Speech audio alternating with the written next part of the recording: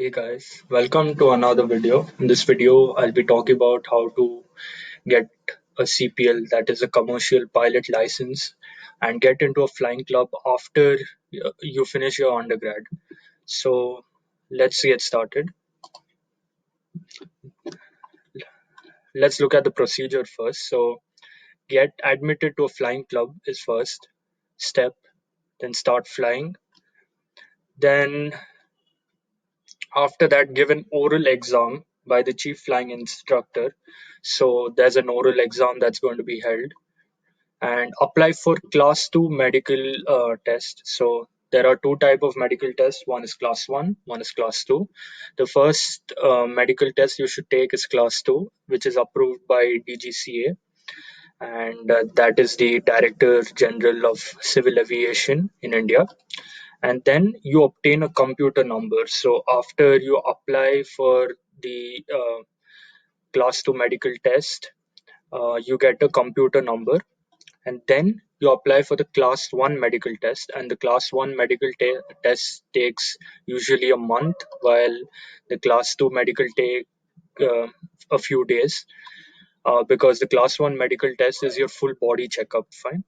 The step 7 is the flight time. So according to DGCA rules, you need a minimum of 200 plus hours of flight time, um, and you should have the written examinations. So one is navigation, one is technical general, technical specific, so specific technical based subjects, regulation, and meteorology. Then you should apply for a RTR license, and then after all the above requirements are done, that is step 1 to 8, you apply for a CPL in DGCA.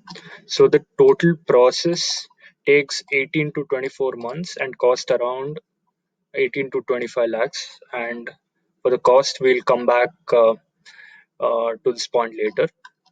So while selecting a flying club in anywhere, say in India or abroad, there are four things to keep in mind. One is student instructor ratio. So basically, say there's an instructor and the number of student 1 is to 50. So that's a lot of people. I mean, I'm just giving you an example. So uh, an average, a good student instructor ratio should be around 1 is to 5 or 1 is to 10. So one teacher, one flying instructor, and about 5 to 10 students. Quality of flying. So the quality of the airplanes that are available at the particular flying club. Then the third and is one of the most important, duration of flying. So it should be around minimum 200 hours of flight time, and the availability of aircraft. So you should check out what type of aircrafts do they have, in which you'll be flying and practicing for the next 12 to 15 months. Now let's talk about training in India. So the requirements are a mark sheet. So usually a lot of people apply after 12th, or a degree certificate. So after your undergrad, basically. And there'll be also police verification. So of your details and mark sheet and other basic details. Then you have a SPL, oral examination, and that takes about 1 to 1.5 months approximately. Then you will become eligible for an FROTL exam, which is after 2 months. Then when you apply, you get a computer number, and this number stays with you for the lifetime. Then you'll be eligible for a CPL examination. And as I've already told you, there are five main categories: air navigation, meteorology, regulation, technical general, and technical specific. Right? And the exams from A to D, which you see, are valid for 5 years, and technical specific is valid for 2.5 years. And minimum passing mark is 70%. So you should keep this in mind. Then a requirement of an RTRA license. So for this license, I mean, there's the link here, and I'll be putting this PDF in the description box below so that you can have a look. And this exam is conducted 5 times a year. And then you need your class 1 and to medical test. Now, when you're doing a CPL abroad, so the first thing again is your medical test. You'll get a computer number. You have to get 70% in all the DGCA exams and RTR exam if applicable. So it depends on the flying school. And otherwise, if you don't get your DGCA medical test, and if the country, say any country you go has an approved medical center, then you can get a medical test done at their center, but it might be more expensive. And the visa requirements, so you should do some research on the visa that is required to go there, study visa. Work permit for working abroad, so this is one more important thing, that after you complete your CPL, if you need a if you want to work after that, so you need a work permit. So you should study about the work permit and the work visas that the country offers. The next thing is forex rates. So basically, when you're traveling from India to, say, Canada, and you need to transfer some amount of money, say $1,000, so you have to check out forex rates, that is the exchange currency of how much $1 is equal to and how much they charge. And the lastly, the English requirements and country selection. They are, make sure the countries are from the ICAO contracting members. Um, so this has almost over 193 countries. So uh, you don't need to worry about it, but still you can just have a look onto this website. And now, flying school selection. So there are few flying schools that I have just linked down here. Um, and the most common ones are Emirates, Qatar. So let's just open this link, and this is flying schools in Europe. So 2021, and you can look into various flying schools here. So say I click on any one of them, that, and mostly look into flying schools which have a full-time course. So let's read more about this flying course. So here it says it's located at Czech Republic, and with a duration of 14 months, and the enrollment is open. So yeah, so this cost around USD $39,000, so $40,000 approximately, study type campus, and it's a full time. So full time course this is. You shouldn't look into part time.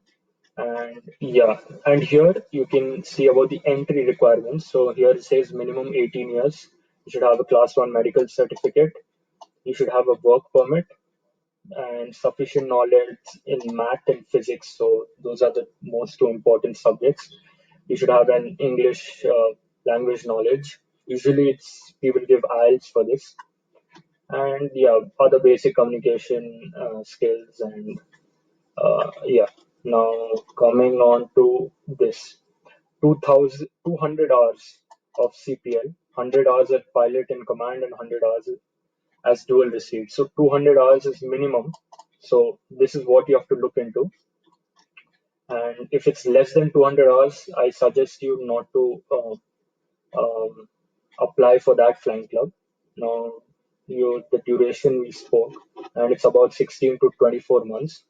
So the duration usually changes because sometimes due to bad weather or bad climate, you can't fly during those days. So yeah, but it's around an average of 15 months. And the learning objectives, you get a CPL, basically your training, and you have ground training, and you have all these radio planning, performance, instrumentation. You'll be learning about all these subjects. And you have two examinations also, a theoretical and a practical examination that will be conducted, I think, depends on the flying club. And yeah, training fees cover the following items. So the $40,000 covers the training manuals, the learning management system question banks, the rental, fuel, and instruction practical training. So, but here you can see it doesn't cover your living expenses. So, yeah, it's $40,000. Now, say that was in Czech Republic. Now, let's say we go to here, Gulf Air Academy, that's in Greece. So, and yeah, this has both part time and full time, and this cost around 55,000 euros. So if you see it in USD, it's expensive. It's $66,500, 12 to 18 months, and yeah,